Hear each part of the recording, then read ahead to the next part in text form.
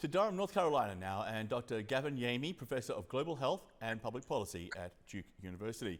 Doctor, thank you for being with us. I think we've seen this movie before, right? About a month or so after opening in Europe, it hits the US. Like a lot of sequels, this one has upped the death and the devastation. Is it fair to say that just like the last time, the US has done little to prepare for this next wave? Yes, I think that's very fair.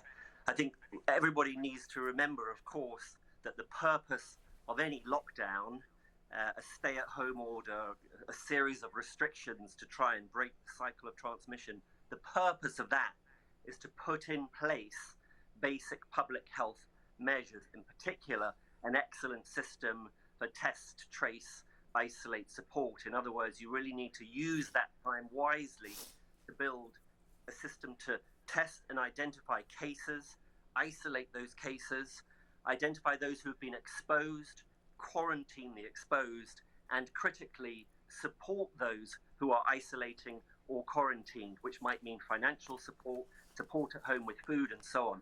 In the US, we didn't do that. We didn't use the first series of stay-at-home orders to put in place that kind of a system. And here we are again, unfortunately, with rapidly rising numbers of cases and now hospitalizations. We are starting to see rising deaths as well. It was inevitable because we didn't put the measures that we needed to put in place, and nor, unfortunately, have we reached the kinds of levels of personal protections that we should have had by now. Mask use, social distancing, avoiding of crowds, and not going inside into crowded spaces. Well, the US president seems to have a plan. He believes that if he halves the number of tests, he can actually halve the number of new cases. The man in charge of the testing for the administration, though, Admiral Brett Giroir, though, disagrees. And listen to this. It's not just a function of testing. Yes, we're getting more cases identified, but the cases are actually going up. And we know that, too, because hospitalizations are going up. Now, the peak was in the 70,000s in July. We're at about 42, 43,000 now. So we're much less in July, but those are going up. Those are real. And we do know that deaths are increasing, unfortunately. The reason why those obvious and accurate comments are newsworthy is because they stand in very stark contrast to what the White House advisor and Trump's son-in-law, Jared Kushner, told journalist Bob Woodward back in April. Listen to this. The last thing was kind of doing the guidelines, which was interesting. And that, in my mind, was almost like, it was almost like Trump getting the country back from the doctors, right? In the sense that what he now did was, he's going to own the open up. Those words, getting the country back from the doctors. And as we face this new peak of COVID-19, it seems the doctors and the experts have still been pushed to one side. They're not calling the shots. That's right. So Trump, Kushner, Trump's coronavirus czar, Scott Atlas, they have rejected science. They've rejected the advice of public health experts, epidemiologists, virologists, and now they are following a completely anti-scientific, kooky zombie theory that we should just let the virus rip through America, causing disease, destruction, and death.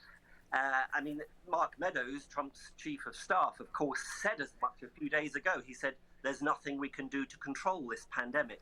The US, under the Trump administration, has thrown in the towel, has really rejected science, and unfortunately has ignored the lessons from the Pacific Rim nations that have done so well. As Scott Gottlieb, the former FDA head, says, if you look at the Pacific Rim nations in totality, all of them together are having fewer than 1,000 new cases per day.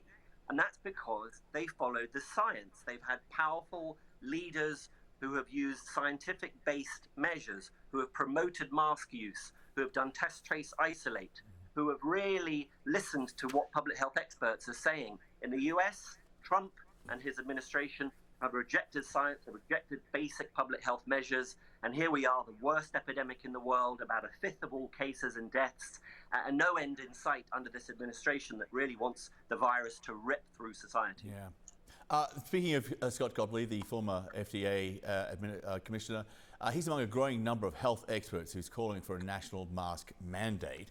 In many ways, this seems to be, low-hanging fruit. A mask mandate in public has been implemented in Russia. Any place with more than 50 people, you have to wear a mask. They're not doing that here. In fact, they're burning masks in protests in Florida. What is wrong with this country?